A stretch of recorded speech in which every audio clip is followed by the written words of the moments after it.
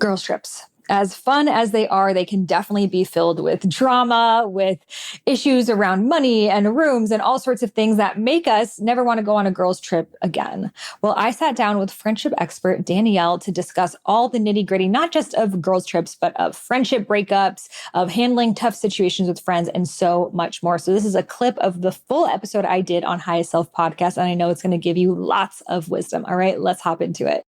Yeah, like I was in a situation once, it was a girls trip. And oftentimes girls trips, when you're not all equal amount friends, conflict can happen.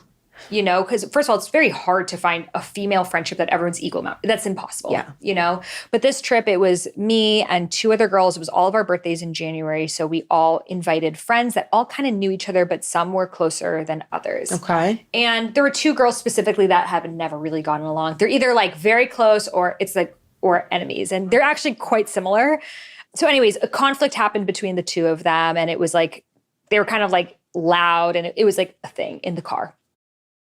And so when one of the girls left, the other girl was crying and she wanted to talk about how she felt. But one of the girls whose birthday was also, she was just like, no, we can't talk about her at all. And put her headphones on and was just very like adamant of like, we will not talk about her when she's not there. And I really respected that because I was like, wow, that does make me feel really safe with her because I know she will not talk about someone that's not there. However, the girl who was crying was like, I felt really silenced in my experience. It was like, I just wanted to talk about how I felt. And it felt very just like, no, we can't talk about it. Yeah. So how can we talk about maybe friendship issues with another friend to a mutual friend? The first is you have to be really honest with yourself around your objective. If you were being super honest, is the point of you sharing with the third party because you want her to look a little bad? If you're being honest with yourself, because that should give you the answer right there if it's wise to move forward. The next thing is, what's the relationship that this person has with that other person? Because if you are kind of sharing something negative, a negative experience with a friend, to a friend who you know doesn't like her, can you really trust that she is in a position to help you reconcile, that she's going to motivate you to be like, Danielle, I see both sides, or she can be like, I told you that heifer is shady. Like, you know what I'm saying? That's not helpful. So I'm being wise about, and honest about what is your objective? What's the point? And are you trying to disparage this person, or are you really trying to like process and work through so that you have a better vantage point and perspective when you do return to her? So I think it starts with being honest with yourself. Yeah. And I felt bad for this friend of mine who was upset because I can only imagine what it feels like to have a conflict and someone was kind of yelling at you and you're upset. So I kind of was like the friend who was soothing her because no one else was. But then at the same time, it did make me now get involved in the situation. And then the other girl felt like I was taking her side and, and it kind of turned into a big thing. Now it's all good, of course, but definitely ruined that trip, Now I'm just like, dude, like girls trips, like they're really hard to pull off. That's a whole thing. Yeah. Yeah. Any tips, when to get better girls trips where there's not like an underlying tension or something that comes up? 100%. Okay. So the first is consider who's going. Because if they don't get if they don't get along for 2-hour brunch, what on earth makes you think? You're going to stay in a hotel? Yeah. What makes you think that? The second thing is it is okay to talk up front about money. I know some people feel differently about that, but what are we doing about hotel or surprise costs, and that was what the conflict was about, money. I'm not surprised to hear that. Always. I'm not surprised to hear that. And I've seen there's this recent TikTok video I watched and this girl was in her car and she was venting about like, I can't believe my friend doesn't know to pay me back immediately. But I'm like, does she think that when you guys go back, then you're paying? Or does she think that she covered something last week? So it's so you've got to, the tough part about friendship is unlike other relationships, there's a lot of ambiguity.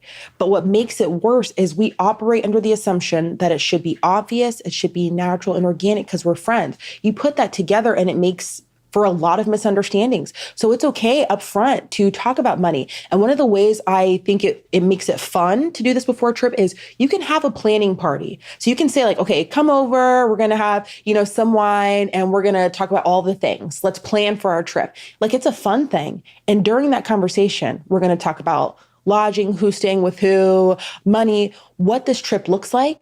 Again, another thing you think is so obvious, but I might be in my brain, I'm thinking, oh, I can't wait to relax with the girls by the pool. And the rest of y'all are thinking from 7 a.m. to 11 p.m., how can we stack this day with all the things to do around town? So do we have a good understanding of like, wait, what would make this trip fun for you? Because that would not be fun to me. And then finally, I would say, if there's anything that you're nervous about, to say that up front.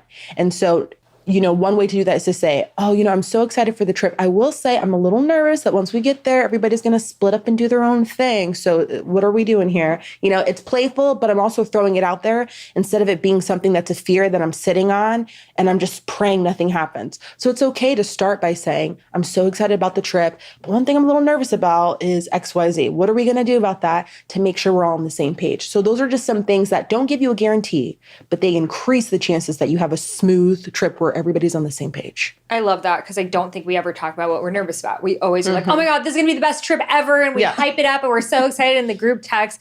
And then like sometimes the trip happens and a situation happens and then it's like the group text never is texted again. And it is sad. And so, a few things I learned is I don't really do the Airbnbs with the groups of friends anymore. I always feel like there's something around the cleaning of the place, like people being messy and people having like different ideas of like cleanliness and roles and that sort of thing. Room arrangements is always a thing. I paid this much. I should get this oceanfront room. I don't want a room with that person. They like to turn the lights off and I needed the lights. They were on their FaceTime and like always things with the rooms I have found. Things with like transportation a lot of times, or like if there's one key of like, you were supposed to leave, if there's like a festival or something, there's always like, you were supposed to leave the key, or I couldn't call transport, I couldn't get in the house, like all of these things. So I've kind of learned just like get my own hotel room, do my own thing. So then it's like, I think everyone kind of needs their own place to like breathe, chill, maybe like when there's a group of girls, the energy just gets so high. And then you're just like, blah, blah, blah, and then it can just like turn into like a volcano that I've realized friends. I also realized the drama often doesn't happen when partners are there. Oh, interesting. It's something about like having the male energy. Because I went on this big trip, but it was all of us with our partners at the time. And there was no drama at all. Because it's just like, I don't know, you're just not going to. Whereas it was like the same girls, just girls. And then there was. And I was just like, what is it about maybe men just being a little bit of a stabilizing force? Or maybe you just bring your stuff to him. I don't know.